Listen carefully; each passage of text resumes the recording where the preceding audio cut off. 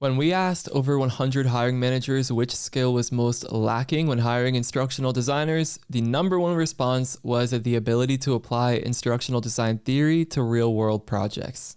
And watching videos about instructional design theory is one thing, but how do you build your skill applying that theory so that you can stand out in the market and make an impact on the job? The answer is practice. And that's what we're going to cover in this video. I'm going to give you a lot of different practice project ideas so that you can get experience applying ADDIE theory to real projects, and then also feature those projects on your portfolio so that you can show hiring managers you know your stuff.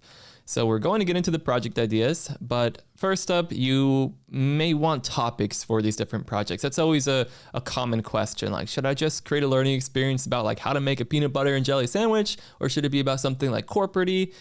Don't worry about that. The number one best thing you can do if you're coming up with a topic is imagining that you're teaching other instructional designers.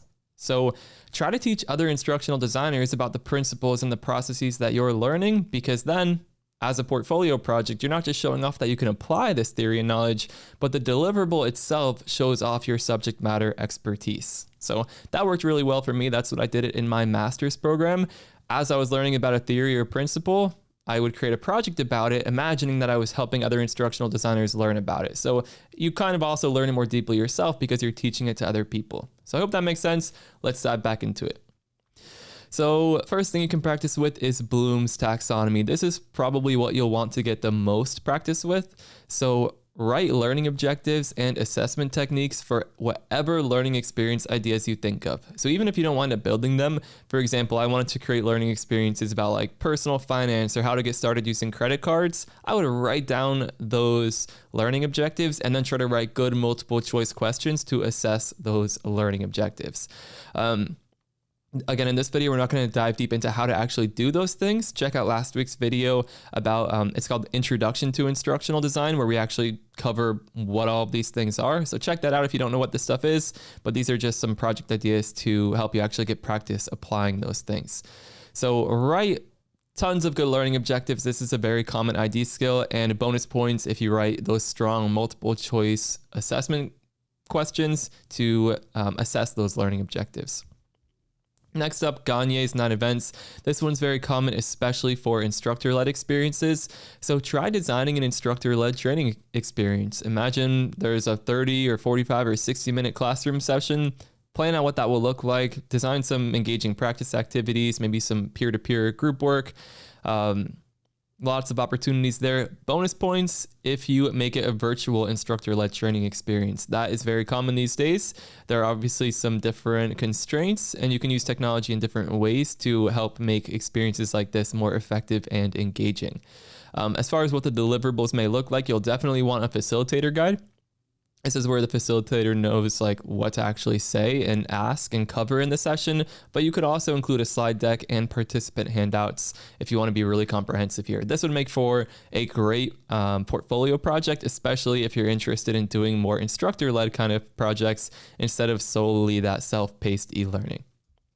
Next up, we have the Multimedia Principles. These are so easy and practical.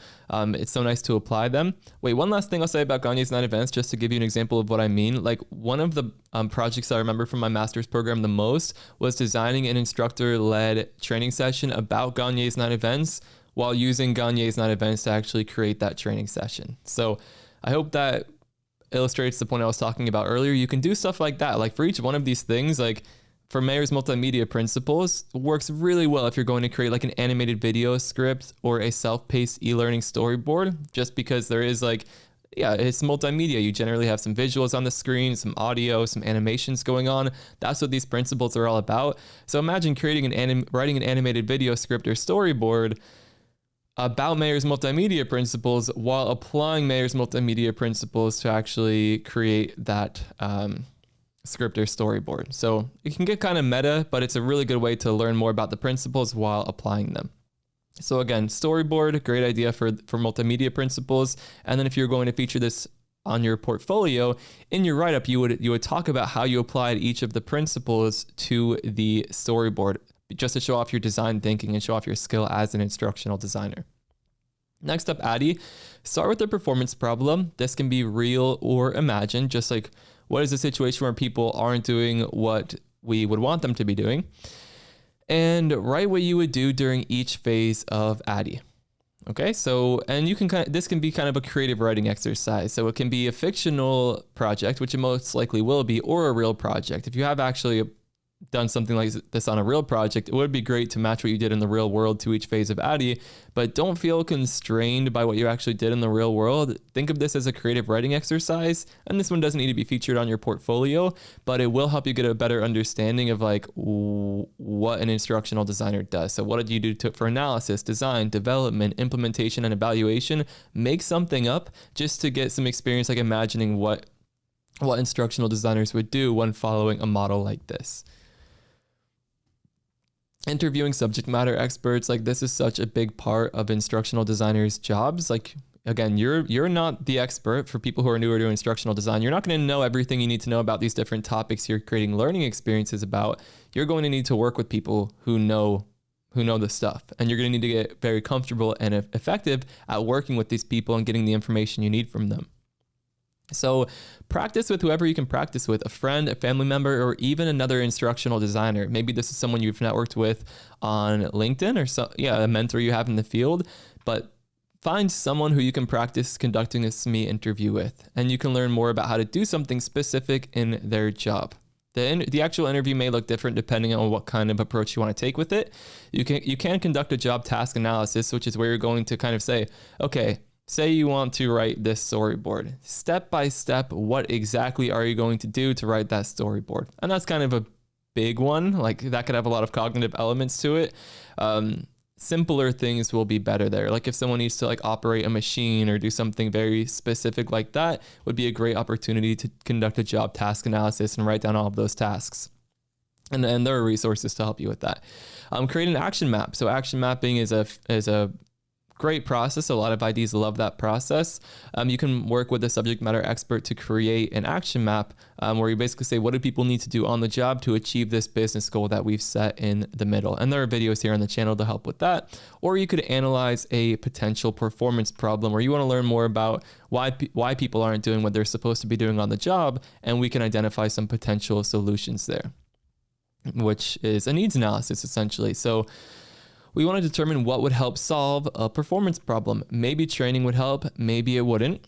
The gold standard here is if you could volunteer for an actual organization and conduct a needs assessment, like if they're saying, yeah, we need our volunteers at the SPCA or something, maybe they're working with animals, we need them to be doing this, or like watering more quickly, or cleaning the cages in half the time or something.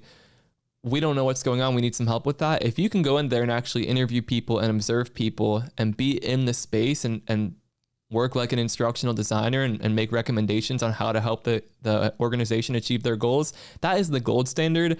But you're going to need a lot of trust with the organization to get the space to go in and do that. So maybe if you have friends or a family member or a pre-existing relationship with a volunteer organization or with a small business, maybe you would be able to do this. If not, though, a lot of people don't have the opportunity. Ask a friend, family member, or fellow instructional designer if you can interview them about their job and try to get to the root of a performance problem. So a lot of people can answer that. If you're like, yeah, is there a situation in your job where people aren't doing what they're supposed to be doing? And can I talk to you about that and why that might be the case? And you're trying to get to the bottom of, is it a lack of knowledge or skill, or is it something environmental? Like what is actually causing the problem here and what solutions might help resolve that problem? If you can practice doing that with people, it's going to help you think a lot more like an instructional designer. And this would be a great thing to feature on your portfolio. Even if you don't create the actual like end deliverables, if you can say, yeah, here is this performance problem, here's what I did to analyze it, and here are the solutions I recommended, that is going to be very effective for certain instructional design teams if they're reviewing your portfolio. Kirkpatrick's 4 levels. This is another great one to get practice with. It shows that you are evaluation minded, so to speak, or you're thinking about results. So you can create an evaluation plan. So a good place to start here would be like if you've identified a performance problem and have some idea on what kind of solutions you're going to design. And the recommended approach these days is to work backwards from levels 4 to 1. So you ask yourself, what kind of results do we want to produce for this organization? And then what behaviors do we need to change to produce those results? What learning do we need to take place to lead to those behavior changes? And then how do we need people to react to that learning experience in order for them to actually learn what they need to learn. So again, we cover Kirkpatrick's events in other videos, but this would be a great portfolio deliverable and a great way to get practice with thinking like an instructional designer in this way. So you could, of course, learn all of that via videos here on the channel and piece it together. We have the community as well, so it is possible to get practice with this stuff for free. But since this is so relevant to the ADDIE Project Lab, which is a new course that we are kicking off literally today, it's the kickoff meeting, you can join us in there. So it's a paid program. It has a lot more structure and support than these YouTube videos. And you're basically going to work as an instructional designer in a simulated environment. So it's one of our ambitious projects. It's going to be very in-depth. We're going to get you some hands-on practice, like applying all of the theory and principles that you would learn in a master's program, but in this like scenario-based, real-world simulated kind of approach. So you're definitely going to feel like you have some strong instructional design experience by the end of this, and you should feel confident applying all of these theories and principles and processes in a real-world environment or on the job to make a big impact. So again, we'll be very realistic, very practice-based. It's not like watching these videos where it's kind of a lecture. Like it's going to be a lot of different challenges and then reveals, community aspect, the whole deal. So the kickoff meeting is tonight. Like we haven't actually built this course yet. So we're going to meet today at 4 o'clock Pacific time for everyone who has joined. And we're going to kick things off. We're going to be getting your feedback every step of the way so that when we do launch it later this year, we're going to know it is as effective as possible. So if it's out of your budget or you don't have a budget for professional development right now, no worries at all.